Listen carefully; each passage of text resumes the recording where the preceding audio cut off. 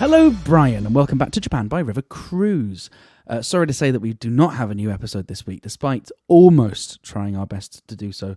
We hope that there'll be a new episode either next week or the week after. We promise that we will get back to our regular scheduling soon.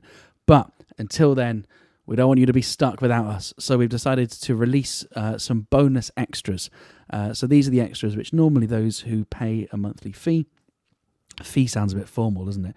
A monthly donation, monthly pity money.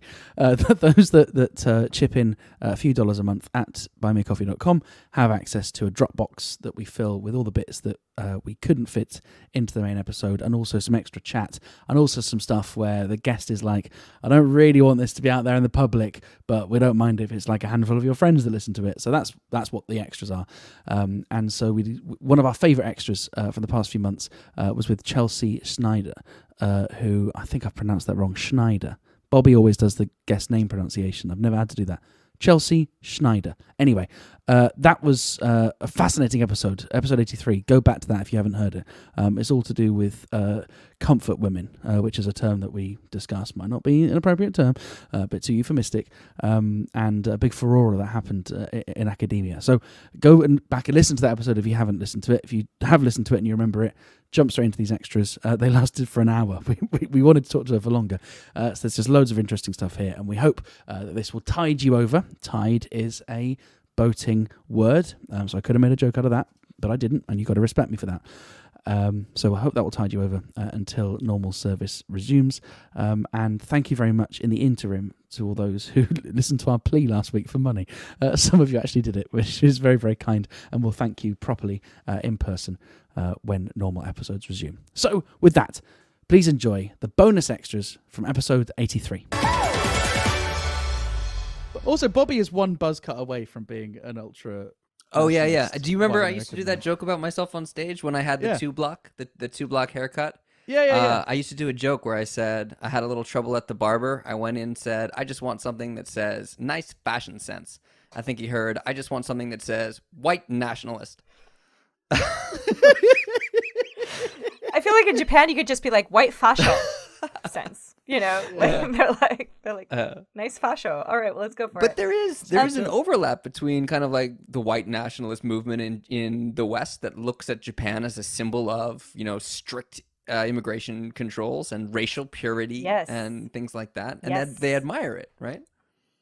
The Tribe, right? I mean, there was that book, like The Tribe, and it very much emphasized that, like, if you're going to have a heterogeneous society, you're going to have conflict. And I don't actually even know if that's false. Like, I mean, but I also think that conflict is not inherently bad. I mean, violent conflict is not great, but contentious discussion, disagreement, awkwardness, I'm fine with it. And I think it's necessary. But yes, Japan does become this place, and then because in Japan there is a ambivalence that historian John Dower has written about during the wartime period. I mean, he compared the wartime propaganda of the United States about the Japanese with the wartime propaganda of the Japanese about the Americans, and the wartime propaganda of the U.S. about Japan is just straightforward racist, which might also explain why it's easier to screen in Twitter for that kind of harassment. I mean, it's just like, you know, like nip the nips. Never search for that in YouTube in front of your students with that up on the screen, because that Bugs Bunny cartoon Nip the Nips is not the first hit you're going to get. Just from experience. Noted. Yes. So that's really like overtly racist because Americans like created the game, you know, in a sense. Whereas the Japanese propaganda about the Americans has this ambivalence. I mean, it's kind of this white demons, and it emphasizes a lot more Japanese purity.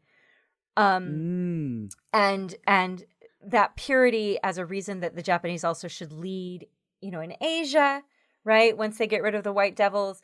And it is this ambivalence because they've adopted certain kinds of technologies from the West and then try to employ them with Japanese spirit to lead the benighted. Benighted is not the word. Belighted, but I don't know. can I attempt people a nuanced question for the first time ever on this show? Which is, you speak about the different Japanese attitudes or the different versions of Japanese racism. Like, the American racism seems very, very clear, right? Like, these Japanese are beneath us, right? Yeah. It's a very, like, front-on attack. Yeah. But the Japanese propaganda against the Americans or the West is a bit more neutral. And, not neutral. I didn't mean to say neutral. I meant to say nuanced. And by that I mean, it seems to be that's the Japanese approach is praising the Japanese more than it is dissing the Western folk. Yeah. And is there an argument to be made? And again, I'm not going to do it myself, but is there an argument to be made that this falls part of this like general weird hierarchy where whiteness is still supreme and Asianness is a bit under that and then blackness is under that? And let me be very clear, these are not my views. I need to, just in case anyone plans to clip this out of context but right, that's obviously like a hierarchy that like is like clearly, has been pervasive for decades.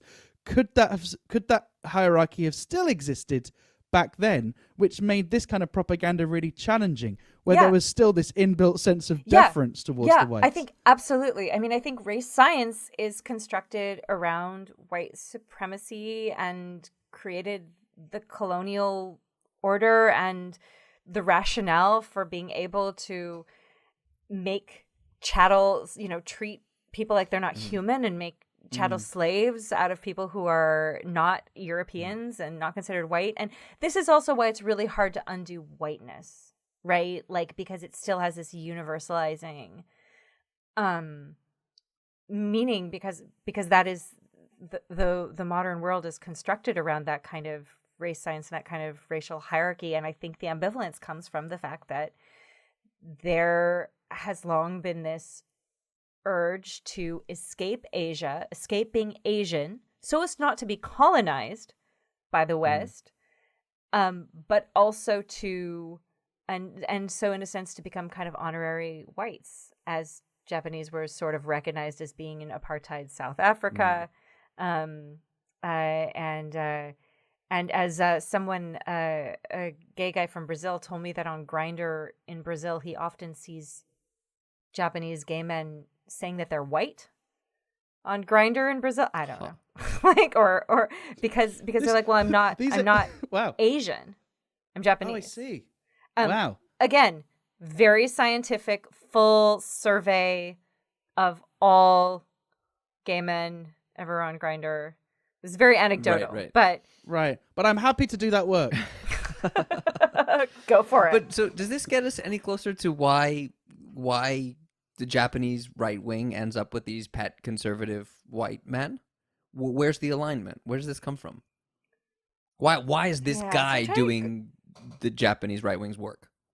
Oh man, so this guy, I don't know, and that is really an open question, and I don't know him personally, and I've actually heard from a lot of people who've had like really positive interactions with him. I've heard from people who've had negative interactions with him. I don't know who he is as a person. I'm not really sure how much he actively affiliates with certain right-wing groups. I mean, at this point, he's writing a lot for Japan Forward, which is Sankei Shimbun blog.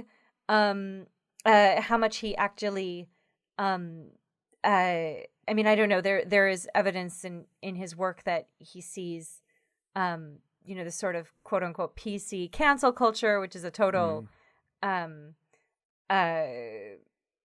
don't know, dog whistle. I don't know what to call it exactly, but he sees this as inhibiting free and easy discussion about issues in the States, whereas you can have these discussions in Japan. And I don't know. He seems to be having these discussions with people who are very much of a certain frame and a certain mindset. So I don't know. I mean, he's not quite Texas Daddy. Then again, one of his address speeches is now on Texas Daddy's YouTube channel. So what measure of this is co-optation? What measure of this is, willing co-optation?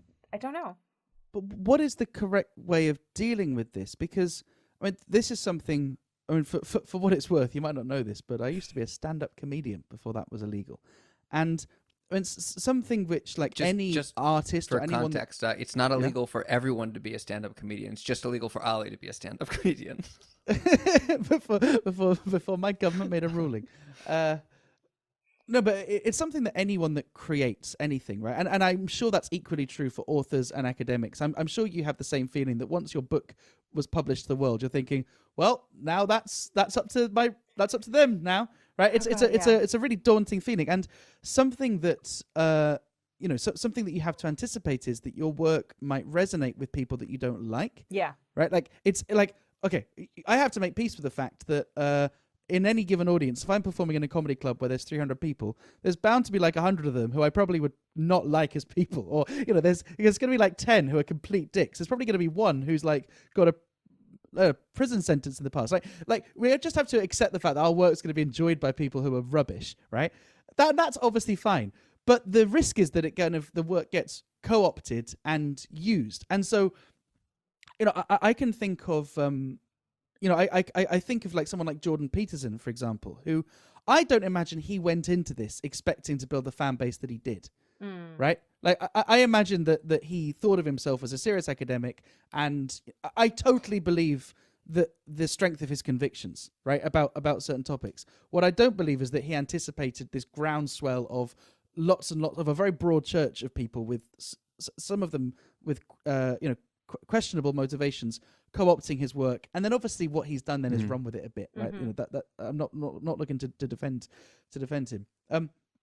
And so the question that I want to ask you is, how should we be dealing with people like Ramsayer? Mm-hmm. And obviously, look, we're talking about him on the show. We're now talking about him again. So obviously he matters, right? Like we are unable to ignore him, and the reason we're unable to ignore him is his work has being co-opted by other people who we do need to listen to, right? Like it's spread and it's affected the timbre of the conversation. Mm-hmm.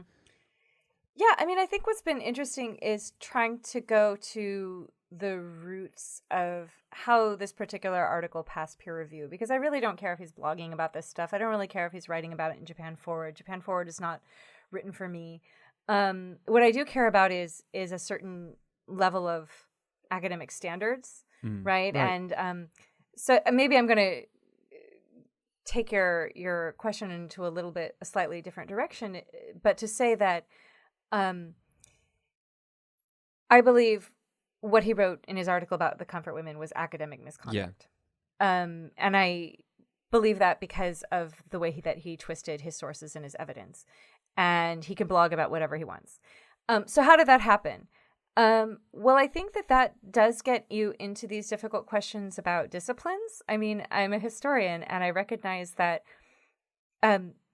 economics papers don't deal with historical sources or contextualization in the same way that my discipline would demand. I also recognize that not everybody really understands Asian history, and that seems to have been a problem here, that maybe people just didn't really know that this is not a historical situation that can be resolved in an 8-page paper, and that that an 8-page paper comes along pretending that it can resolve it. It's just not possible, that you can't control your words. Of course you can't control your words, but I guess what I'm trying to say is this is maybe why community is important, and why one charismatic speaker can be incredibly unreliable. And maybe to bring this around to Hashimoto Kotoe, I mean, I don't know what point she started at. I don't know who she is.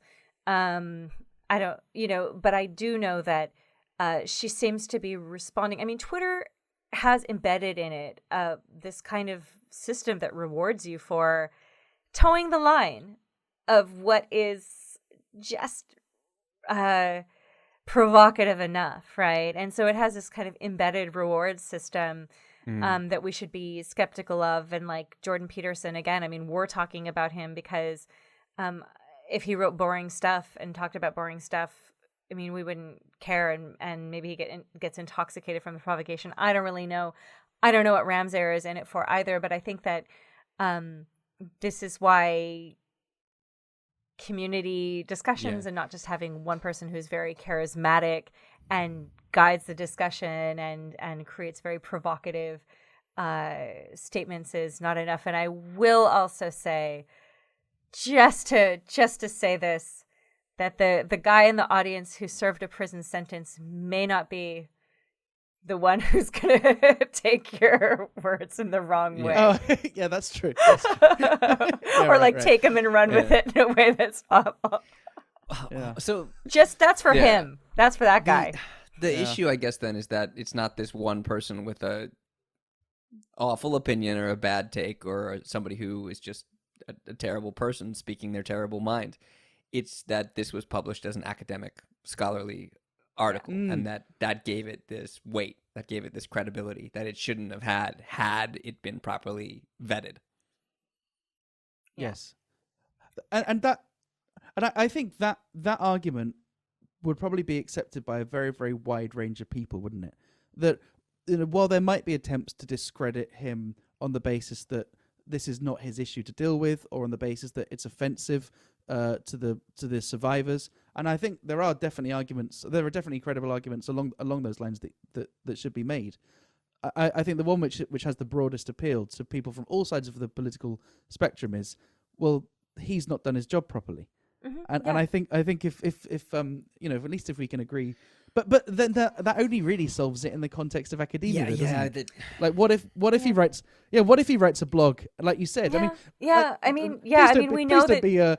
Please don't be dismissive about bloggers, by the way, because that is on the same spectrum as podcasters. Choose your words very carefully. Sorry, no, okay, so I mean, and I would say again, we know that people learn history probably more from the internet than they do from their textbooks. So I don't want to dismiss that kind of popular culture or that kind of communication. And I think that academics really need to try to learn how to communicate their findings. Thanks for coming on the show, by the way. This is part of it. This is. I'm working really hard. Wait till Co-Ed on Revolution gets that JBRC bump where you get notified that somebody read the free chapter tomorrow. Yeah, I really working on my public communication. So, thank you to everyone part of this. Well, yeah, I mean, all you have to do is be on Twitter, and then you're a public intellectual. So that's cool. Yeah. I think that's easier than like trying to get an editorial in the New York Times. So that's nice. Yeah, I think. I don't know what I think. Well, but basically, my response to your point is, I think it's great. I think it's a great argument, right? This guy hasn't done his job, because that's such an easy kind of open, closed, right? Look, he's not met the standard of academic rigor that's expected of him. Also, the people that were involved in the peer review, something went wrong. There's like that system. I mean, generally, I'm sure you have lots of other opinions about peer review, as everyone does, but like that system's broken. But then it still then says, okay, well, that's now dealt with, but there's still the issue of these people have other platforms. Yeah, and I mean, I would also say that, like, as I'm like kind of hearing what I said like put back to me, I would also say that, I mean, I just said that there are voices that we didn't listen to in the past that were kind of stomped up by these gatekeeping. I will also say that, these gatekeeping mechanisms can prevent scholarship that is a little bit different, a little bit more provocative, sometimes from getting through. But I mean, the level of academic misconduct in this article is not about interpretation. It is not about. I mean, it is about, in some senses, citing page 500 of a 300-page book. Which is that true? No, literally, yes. or brilliant, brilliant. Or, I mean, just like one of the sources, he only introduces 2 case studies, and one of those case studies is a book that has been translated into English. We didn't search for this source. His citation led us to this source, and the story is completely different, and people can read it in English. Some of the other sources are only really in Japanese, so that's harder. Or allowing a child to give sexual consent. Oh yeah. When she said she didn't, she said in her testimony, the source we were led back to, She was 10 when her brother sold her to a brothel owner. But she did willingly not entered into sign a contract. Yeah. Oh, but she like knew it. She even at 10, she knew what the work entailed. Yeah. We originally were going to just write an article that was kind of a rebuttal to the arguments. And again, we started looking at the sources, and what we saw was so egregious that we wanted to keep it as clinical as possible, because there is a lot of this history that can be interpreted and can be discussed, and more nuanced discussions of the comfort woman history have had difficulties in South Korea and Japan, in the United States. But we need to be able to have more nuanced discussions about the history. And some of that has to do with misogyny. Some of that has to do with how victims have to be so pure that they can't make any mistakes, or else they haven't been victimized. But in this case, it's just you go to the sources, the page numbers are wrong, the page you go to, it directly contradicts the argument, things like that. Well, Ali said that that's the more effective way, that's something that people on all sides can kind of look at it and agree, okay, well, if he's not doing his job, then this proves it. But I kind of think that these issues, the people on either sides of them are so divided that one of the effects this might have is for you to call him out legitimately for these issues, and the people on the other side to go, oh, he's being canceled. Oh, he's got this left-wing backlash, and people are fighting against somebody who stood up for us and spoke the truth. And some of that is in bad faith, but some people believe that. Yeah, I mean, I think that one of the problems is that this is happening in English. We have not translated our rebuttal because it's a lot of work. It was a lot of work to write. And actually, I've really come to appreciate more than even before the importance of translation for communicating these things into multiple languages. And translation is tricky because it creates slippages and even more room for sloppy work, kind of mistakes or interpretations. But it is very important to be, speaking of communicating between kind of academia and more popular platforms, but these languages as well. And I mean, we've already been ourselves, and other people who have objected to this article have already been called part of cancel culture. Yeah. So you're no stranger to getting backlash for expressing opinions that some people might think are anti-Japan or just reflect poorly on Japan. Have you noticed a lot of other colleagues or other people in your sphere that get that same kind of attention? So I have some experience, but I'm fairly new to it. And what I was told before we went ahead with our just fact-checking report is that I was a little concerned because I'm physically at a university in Japan. But it's 2021, not like 1998 or whatever now. But our female Japanese member of our group, the one Japanese member, got a lot of backlash, and that seemed to really fit a pattern that we'd been warned about. It's kind of easier to dismiss people who aren't Japanese as being anti-Japanese. Yeah. And some suggestions that we were, in it for a real long game, like learning Japanese and learning Japanese history, to publish something.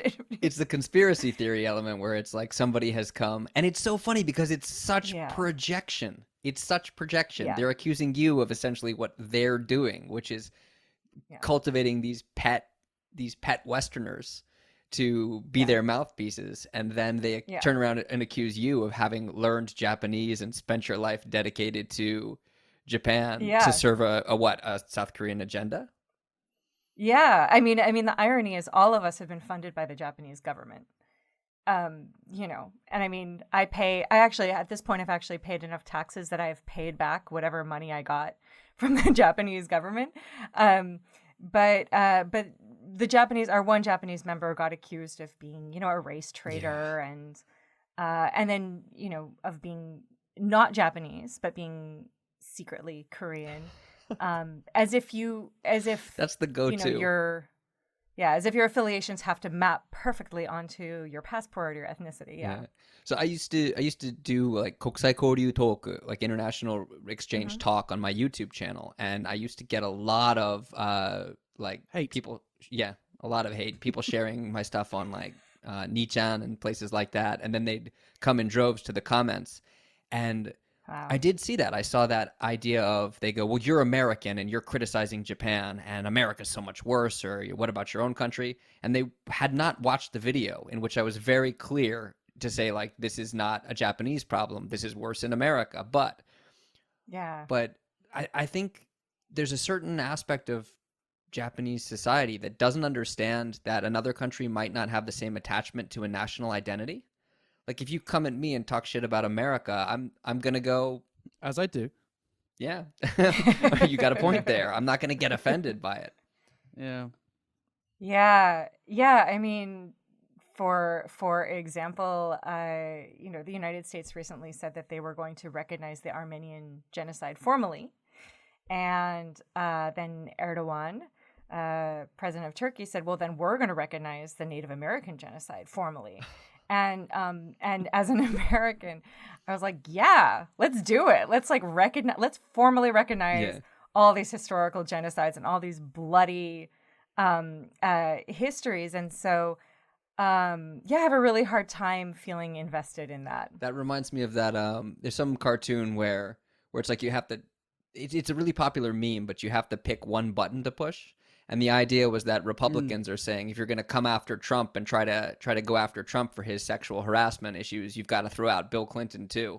And it's liberals being like, yes, yeah, like do both. While we're at it, let's do both. Well, that's exactly like the accidentally liberal Twitter, right? Like people who they go, oh, what? So people just want to give free healthcare to everyone, do they? What next? Free housing? Yeah. Next. Yes. Yeah, you got it. You're so close. But sounds great. But so in terms of the team that you were on, you said like you saw a pattern of backlash. You saw a pattern of people being attacked, and you mentioned that one aspect of it was the idea of race traitor. If it's a Japanese person who's saying something critical of Japan, do they get it worse? I feel like the initial harassment towards our Japanese member was the worst. Mm-hmm. Yeah.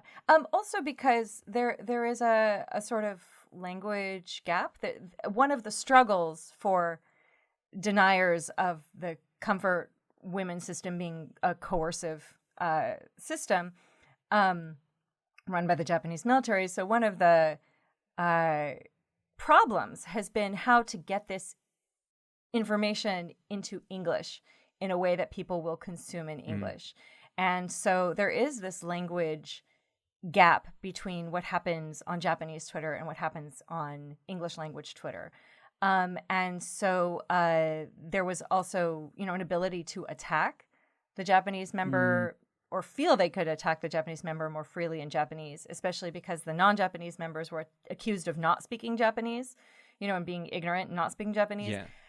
But then also there's really it's not as effective to report harassment that is happening in Japanese on Twitter. Yes, this is a huge problem. If you report problem. harassment that happens in English, it can be very effective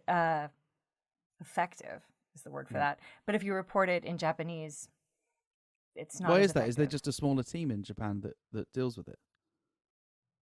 That's my guess.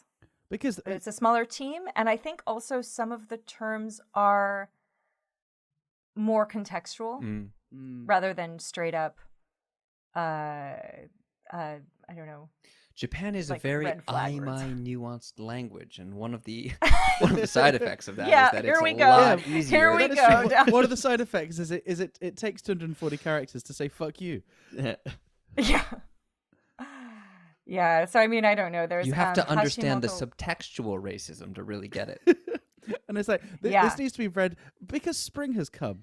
This particular conjugation of the verb needs to be read in conjunction with the changing of the season, and on that basis, what they're actually saying is, go fuck yourself. Well, this Yeah. Twitter issue came up with what's her name? Hashimoto? The super Hashimoto Kotoe, Yeah, I think is her name. the Yeah. super xenophobic woman who's tweeting all this disinformation. Wow. Yeah. Yeah, she I've been following her for a little while, but I just got blocked, so I can no longer do that. And So some good yeah, news this week. yeah, I guess so. She's kind of, I've watched a little bit of an evolution because she's trying very hard to break into politics, and I think it's pushing her into I think she thinks if she amasses this large Twitter following, it's basically the same as being a politician. I'm not really sure. I'm not very actually kuashi about her, but she's posted that it's impossible for Japanese people to really get sick from COVID. So it's these mixed race children, or it's all foreigners who get COVID and then they come to Japan and overwhelm the Japanese medical system. And then she posts like stuff that just like draw your own conclusions, dog whistles, where it's like, they announced that so many people had COVID today and they didn't announce that any of them were Japanese nationals. Yeah, I saw that. Yeah. But she also, I really love this. She used to say that she was for women's rights. I'm always very sensitive. I do gender studies, and so I'm always very sensitive to when women's rights are invoked to basically mean not for all women or for only cisgender women, or women's rights can be invoked in many interesting ways. But it has a level of popularity now, especially in Japan with womenomics, at least in rhetoric. But she's dropped that, but she's for smokers' rights. Okay. Yeah. So is that a thing? Smokers' rights in Japan? Well, I mean, it's an issue that a lot of people care about. But I mean, and without wanting to get too academic, isn't the point of a right that it is inalienable and it's attached to something which can't be changed? Right, like a right shouldn't be attached to a status, should it? Right? Yes, that is correct. If you tweet that at Hashimoto Kotoe, you will 100% be blocked. Okay, cool. Because that really impinges upon her worldview. Yeah. All right. Well, I mean, if she has to block enough people, then you might find a politician coming out with like the instead of the smokers' rights platform, the people who have been blocked by Hashimoto Kotoe rights platform. Somebody already tweeted some merch. I've been blocked by Hashimoto Kotoe. Bobby, this is what we should be doing. I think that is that is going to count against her, isn't it? Because wasn't there a case in the US where someone complained about the constitutionality of politicians blocking them if the politician is using their account for as a means of public communication? Well, she's not technically a politician. She's not technically anything. She has got political ambitions. Yes. So do you reckon that's what she has to do? Day one in office, scroll through a long list, and a really undignified sign-in, swear-in ceremony. Okay, back you come in. The opposite of blockchain. Yeah. Hey.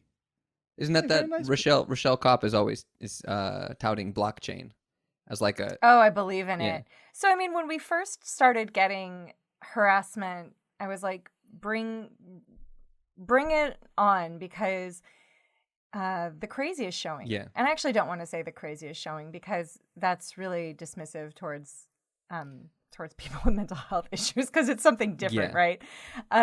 Something different is going on. But really the way that the Neto Uyoku have learned to talk to each other developed in an echo chamber. Right. And then when the rest of the world is exposed to that, it doesn't make any sense to the rest of the world. I think that's probably you could probably say the same thing about the far left as well, because what I find is that anybody who has kind of like philosophies that are on one extreme of the spectrum, there are people among that group that are good mouthpieces, that are good at focusing their arguments and communicating it in a way that will come across well to people in the middle. And if you're not one of those people, You may have been convinced by one of those people. You may think all of the same things that those people think. But if you were to ask me to articulate those like super socialist points that I would vote for, I would not be able to make an argument. People would like, if you had me argue with one of the right wing, well-spoken, articulate people, they would take me apart. Yeah.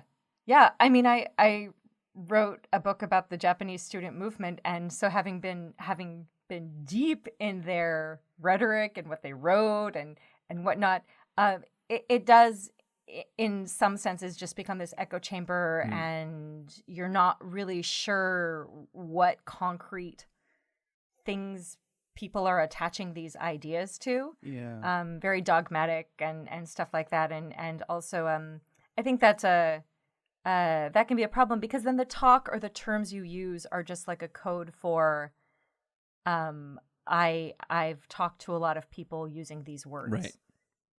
Right. Yeah, but I definitely get that sense. Like Bobby mentioned, I think it's equally true for the far left as it is the far right.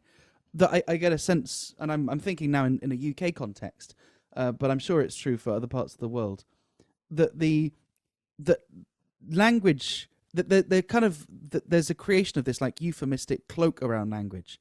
So like while there might be anti-masker rhetoric and people are talking about masks, that there's actually a subtext that there's like some other fundamental freedoms which they consider are under threat. Or I mean, certainly true for anti-vaxxers or people in the UK that don't want the vaccine passport app. And that's why I think Twitter is such a terrible medium for sorting this stuff out, because people are quite literally arguing at cross purposes.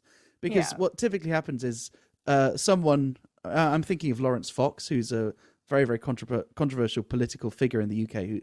He's an actor who then tried to be a musician for a year and is now funded by some former Conservative Party donor to set up a new party called the Reclaim Party, which has a kind of a pro-free speech platform, right? Which, like, ostensibly, good. But on the other hand, there are some like subtexts where the reason why he's building a broad base is he is allowing people to read in to, like, he's allowing his support base to read in some slightly more, like, I don't know, nefarious or less conscionable policies, which he is never articulating. But the generally popular, people should be allowed to say what they want on campus, or we shouldn't fire people for their political beliefs. What that means is his supporters are going, I shouldn't be fired if I say I don't like black people. Now, of course, Lawrence Fox is never articulating that, but that's what his supporters are imputing. It's I guess Tucker Carlson in America. It's Tucker Carlson says all of these things that are subtextually racist and stirs up this huge fan base. And then when his urban crime, like things like that. I should be clear. I don't think Lawrence Fox is a racist, by the way. He says the quiet part quietly, and then when his supporters get that message and try to articulate themselves, it just turns into straight up overt racism. I'm going to go ahead and show my hand here, where I just don't think that I'm not a person in the middle. Like, I don't like this, like, well, the far right has its extremes and the far left, but I'm a person in the middle. Like, I will definitely say that I'm on the left. Oh, yeah. And me too. I think, so I want to be like very clear that I think that this idea of neutrality is, it's an ideology masquerading as not being ideological is what I want to. I think that's true. I totally agree. My point was that, like, I am 100% on the left, but if you tried to put me in an argument with Jordan Peterson would win the argument, because I'm not as smart as he is.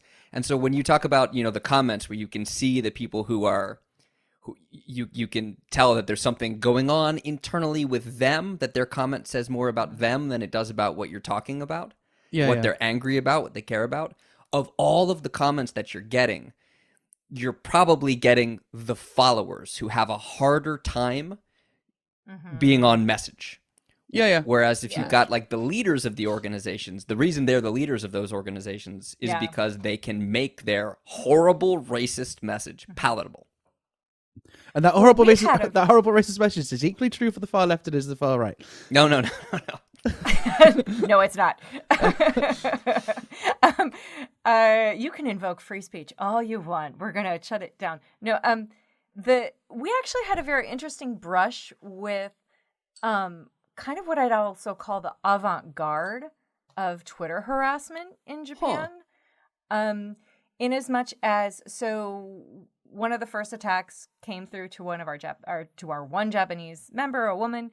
And then when I called this out as a kind of veiled threat, I got the wrath, and I was, quote unquote, corrected by many of the followers, the 106,000 followers of this freelance journalist, who it turns out has had 3 online libel cases, at least one of which he settled by court order for a lot of money.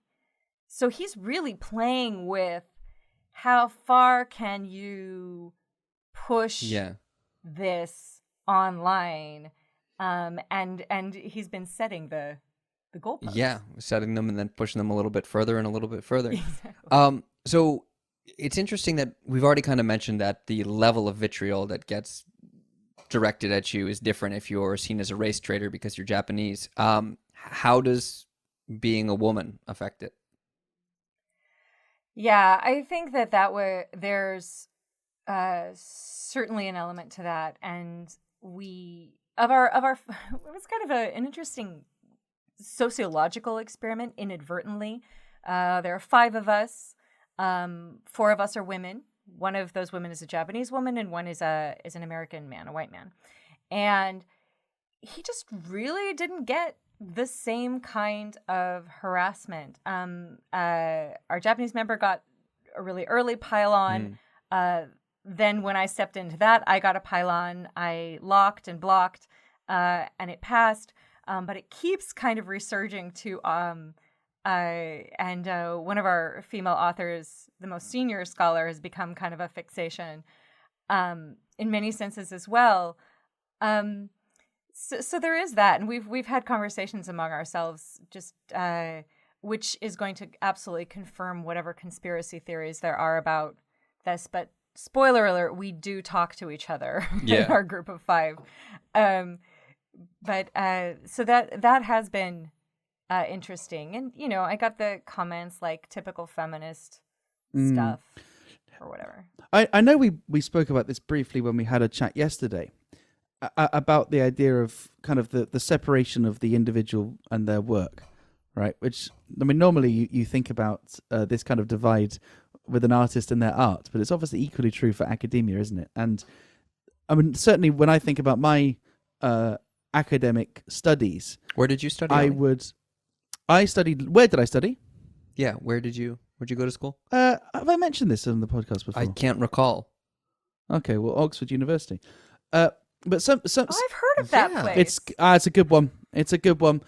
They something that I tried to get out of the habit of doing was reading an article while thinking of the person who wrote it, because it would be very common, right? That we'd be reading articles by people who I've visited their lecture, or I've had a tutorial with them, or I've seen them at a conference or whatever, and it's very easy to go, oh, well, this is typical swaddling. Of course he thinks, because of all of his views on freedom of contract, of course that's what he's going to think. And it prejudices it, right? And it's much better if you can, it's really hard to, but if you can read an article without thinking about who's written it, and then later going, oh, okay, well, this now makes sense in their kind of broader body of work. And of course we were talking about this in the context of that guy, who I'm sure will come up in the main episode, who got credibility by virtue of the fact that he's a Harvard professor and arguably also a man, etc., etc. But if he didn't have all of that, if we unbundled his credibility from his work might have less credibility. And so I suppose that the bent of my question is, in some instances, having some kind of quote-unquote lived experience or having some kind of relationship with your material is surely a good thing in many disciplines. But is there an argument that in academia, if the work is going to stand on its own 2 feet, this kind of like working in teams of 5 and then publishing something anonymous, such that, or rather not anonymous, but publishing something so there's not a direct nexus between each individual author, might start like protecting academics from this? Or are we always going to be reading work in the context of who's written it? That was a long question. Well done, me. I mean, that's such an interesting question because in as much as, Well, you can't stand over the reader's shoulder, right? So if you write something, if you are not very clear and your evidence is not sufficient, it just can't stand. And you can't just kind of being like, well, I meant this. And so there's kind of that element. That's literally what I do on this podcast. Now, what I meant by that? But there's also, an element to it where whenever you're reading anything, I mean, how much is it just the author's work? Like, there's this joke, like, thank you to my wife who typed up all the manuscripts and edited it. Like, this is a very common thing you see in these introductions for these old books, usually written by men, usually white men. And you just have this lingering question, like, how much work did these wives do to make this thing legible? How much is this person's work, right? And then all I can say about this kind of collaborative experience is it was kind of an intense version of peer review, because we were always kind of checking each other's work. And I think I'm a believer in it in a certain senses. I'd never really tried to do something so collaborative before in a certain sense. But on the other hand, there's also accountability. Like, who can you hold accountable? Right. If there's a mistake in my book, I've had copy editors and friends read it. It's not their fault. It's mine. Right. Is your suggestion that it's impossible for someone to read? Okay, so I mean, why don't we just talk about your book, right? Why don't we talk about Co-Ed Revolution, right? Before we do that, okay, go on. Can I jump back to just one point before we lose this? Yeah. I think there's an argument against the point that you were taking about trying to kind of read the article divorced from paying attention to who wrote it. Just because, as we mentioned earlier, that idea that there are some people who have very clear political agendas that are very persuasive and very good at using, statistics and information to make a compelling point. And I can think of a handful of times that I've read something and gone, oh, this is interesting. I hadn't thought of it that way. And then looked at who wrote it and went, oh, that's a huge red flag. And then also, but surely that's an argument against your point, because if what you've read was persuasive and it was coherent and it made sense and it shifted your intellectual paradigm, but it's then selective. That has value. It's selective use of information. Right. Okay. I would also say that sometimes it comes down to sources, especially if you're not an expert in something. And this is where, we were going to write a rebuttal based on the arguments of this paper at face value, but then we just started looking at the use of sources, and it was untenable just on the use of sources. And to a non-specialist or someone who cannot access Japanese materials, that would not necessarily be immediately apparent. I thought of the perfect example. There's an article going around right now that's called "Japanese Homes Are Not Built to Last and Why That's a Good Thing." And it's one of these articles that it's somebody who learned one thing about Japan and ran with it. And it's this idea that homes are disposable. People don't live in used houses. And how great that has been for the Japanese architecture industry, and how it's inspired all of this creativity where you can go in and build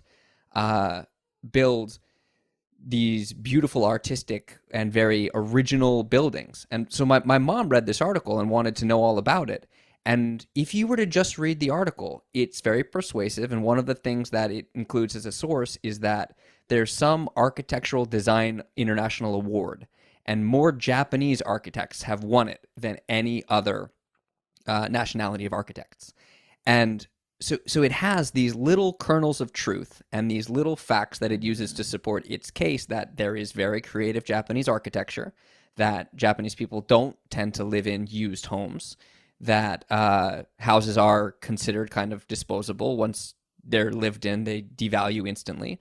But it completely ignores the fact that the vast majority of homes built in Japan are prefab cookie cutter boxes, and that there's a tradition of inheriting the family home, which is still incredibly prevalent all over the country. And so for my mom to read this, not knowing anything about Japan, the article had her convinced that it was an architect's paradise, and that you could get that anybody who wasn't somehow super ultra rich could still have access to this world described in the article. Was this your way of explaining to your mum that you need some money for your house? No. and I need money.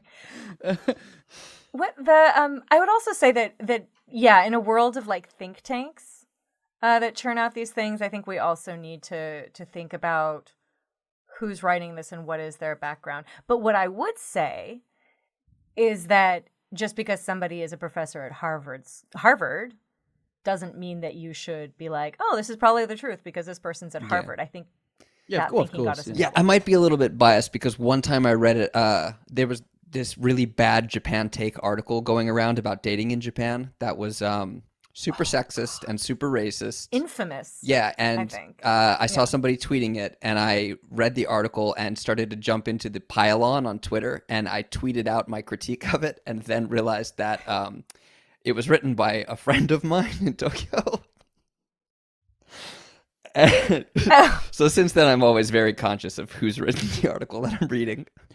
But I mean, I'm definitely with you on the like just because he's from Harvard doesn't mean he's right. I mean, that's just true for any expert ever. I mean, one of the things which I think people get wrong about experts all the time is experts are very, very likely to be wrong, right? Like just because you've reached the standard of expert doesn't mean that your opinion is infallible. And that's why not only when an important decision is made, multiple experts are consulted, right? Because otherwise, why would you need more than one if they're always right? And also, like the very point of being in academia is you challenge assumptions. And like so much of our most celebrated academics, from Einstein to Newton, got like shitloads wrong. Yeah. But their legacy is obviously based on the stuff which they got right. So I definitely. And this is obviously not my thought, is it? Right? This, this basically got debunked as soon as Plato put it out, which is like anyone who's smart should be in control. It's like no, just because you're smart doesn't mean you're right about everything, right? However, I think that if we take the argument that just because they've got some credibility by being from by being a Harvard academic, that means that they've had to put in a certain amount of work, they've had to reach a certain level of academic attainment, blah blah blah blah blah. You don't get that job for nothing. I think it's necessary to universalize this, and that is to say, right, anybody who wants to claim some degree of credibility by virtue of their own experience or by virtue of their background, like it's probably fair game to still challenge that, right? It's like it's fair game to. And so I guess the thing which I struggle with is I like the idea of saying, well, actually, I want to be able to accept people's viewpoints objectively, if there is such a thing. I like the idea of becoming the kind of person who can read something and separate the intellectual world which they've created from that individual. But I've realized it's basically impossible, and it might also be a bad thing because it means that I'm having to, for example. One example I can think of is I know that someone from a college I was affiliated with is doing a PhD in revenge pornography, right? And like the criminal justification for it, like why should it be criminalized? And it occurred to me, right, that you don't do a PhD like that unless you've got a pretty good idea of what you want the outcome to be, right? Like no one's going to go into a 3-year PhD program and on the basis of finding a jurisprudential justification for criminalizing revenge porn and then end up going, actually I can't find one, right? And the reason for that is obviously like I'm they've got a stake in it, right? Like by virtue of being a woman, and like every woman's got some example of like either themselves or a friend where things have gone wrong, right? In that regard. And so the tension which I'm trying to resolve, and I haven't really resolved it, is on the one hand, I'd love to be the kind of person that goes, I'm going to take people's arguments as they come, and I want to, even people who I find generally objectionable, if they have something to say on a particular issue, I want to hear their merits, right? On the other hand, if I do that, I then have to say, well, I can't take into account the important lived experience or background or motivation or whatever from people whose views I do align with, and I'm not sure if I'm ever going to find a resolution to this tension in my own lifetime. Yeah, I think it's a matter of limited time and resources. I mean, historians all day long, like there will be historians who are like, we've never looked at these sources before. And people have to think about, well, why look at these sources? The past is full of everything. Like literally everything that happened is in history, or history is everything that ever happened. So which parts of it are you going to look at? And why? And I think that I think it's really important to think about like, well, what is important today and what kind of questions are we trying to answer today, and to look at the past to try to think about today. And that doesn't mean that we are judging the past based on our present standards. It means that we have limited resources and limited time. And for me, it's just not enough for historians to pick up a shiny object of something that happened or some event and just be like, look, I figured out something that happened. Like, that's not enough. Right. And do you want people to read your work knowing about you? Like, does it, I mean, I'll be honest, I've only read the first chapter of your book because that's what was available. You read the whole chapter, though. For free online. Yeah, I plowed through it. And it's good and it's great. But it was better for me for having spent an hour in your company, right? Like, I enjoyed it more for that reason. And also just, knowing, generally what your other work is about and generally knowing what your political persuasion is, right? It's like, I can understand why you're rooting for certain people, right? And, like, but my question to you is, like, is that a problem? Like, could something in your personal life potentially undermine your work if you were somehow, like, if I'm not suggesting this is likely to happen. Are you asking me if there's some skeleton in my closet saying, that I should reveal to you? Can we get some kind of scoop? Yeah. Can I discredit you sufficiently that I can send a message to your publisher? No, but I mean, my point Whose pay are you Ollie's in? actually a right-wing Japanese troll who went to Oxford and learned to speak English so we could do this interview and get you. We got you. Got What her. a long game. In the extras as I'm well. glad I'm married. Behind a paywall. There's only 40 people that are ever going to find out this scandal. Brian, Ollie's shit Japanese has been a hoax. But okay, like Sean Connery when he pretends to be Japanese. Yeah. But I mean, my question is, does that concern you? Does it? I mean, and I'm not talking about you individually. I'm talking about generally people who are open with their political persuasion and open with their, and like, for what it's worth, and not that it should matter, is like, I agree with you. Like, I think certainly based on our chat, we're broadly politically aligned, and that arguably made this book more enjoyable. It's like, yeah, come on. But is that a concern that, if you're somehow compromised or undermined, then so is your work? Yeah. Well, I mean, the reverse also exists, where I think my parents don't agree with me politically, but they love my work. They bought a bunch of my books. So that's, but I think that, so I understand academia, and I might be a little different than people who maybe define themselves as a more pure historian or something. But I do see myself as interested in a certain set of politics and rooting for a certain side. And I think it's better for me to be very clear about that. Yeah, I think that I don't believe in like a pure history, approach of pure history, a pure examination of the past. I think I do take sides with my history, and I think I want to be very clear about that and very clear about who I'm reading for. It feels more honest to me that way. And I also understand academic work is happening within a community, and I don't think my work is going to last for the ages. I mean, I hope that the problems that I want to see resolved are resolved relatively quickly, and I hope that armies of grad students or other scholars or young people read my work and take bits of it and critique it and extend it and challenge it and find the flaws and go beyond what I wrote. Can I ask one Hoping final that question? armies of them read it sounds very militant. Well, armies of read. I mean, what you don't want is the opposite, which is Reddit armies. That's true. Can I ask one final question, which is, we can't settle on what now means, right? Like, it's like really hard to work out what's going on right now. But is it nevertheless, is it possible to get closer to the truth in retrospect than it is as we're examining the present? Oh my gosh. Yeah, yikes. I mean, again, everything happened in history and everything's happening now. Well, I think that the comfort woman issue is actually a really interesting issue to look at that and at this sense, right? Because, there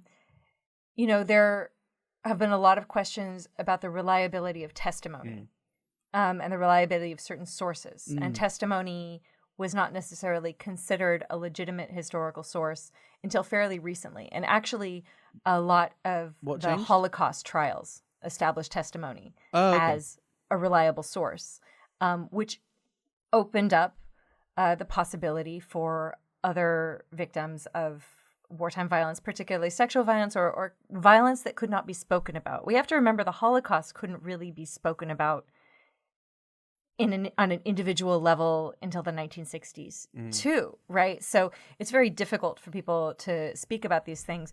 So I don't know if we get closer to the truth, but I think that as our values change, we open up different ways of reflecting on the past. And then it helps us understand what we think is important in our present to consider in our present. And I don't think we learn from the past and then we don't repeat mistakes. I think we make new mistakes. Right. So there's little comfort in my view of this, but I do think that there's little comfort in my view of this, I suppose. But basically your argument seems to be there's some kind of latent truth. That the benefit of hindsight is that, like, right now there's present day testimony, there's present day experience which we're not hearing, either by virtue of the fact that these are people which don't have a platform or are silenced or whatever, and also they have to compete with the countervailing power of incumbent power structures and propaganda and messaging. And so your argument seems to be, with the benefit of time, those suppressed voices can come out of the woodwork and can have a platform which is safer. And also your argument seems to be, if with the benefit of hindsight, with the benefit of new values, what that seems to be is, as our national narratives start to change, as the quality and quantity of the propaganda starts to diminish, then we're able to see these past sources in a new light again. I mean, that's a fairly hopeful way of looking at things, isn't it? Because that is to say, that is to say, we can work even harder to get a better understanding of the truth today, right? Like by applying that method, if we elevate suppressed voices now and we start to tune out these big incumbent frequencies, then actually we can do the job of a historian today. It's just harder. In a sense, yes. I mean, I think things really happened to real people, and I believe in facts. And I do think that we can uncover certain truths, but some things have been lost. I mean, there's also survivor's bias. Some things have been lost to us forever. Right. Well, as long as we're telling you what we think your opinions are, is it safe to say that you also think that Ollie and I are very charming? Whoa. It seems to me what you're trying to say is I'm a very handsome young man. Is that what you're trying to say? Is that what you're trying to say? Yeah, exactly. Yeah, if you want to tell me what my job is, that's cool. Welcome to Mansplain Live. Coming at you.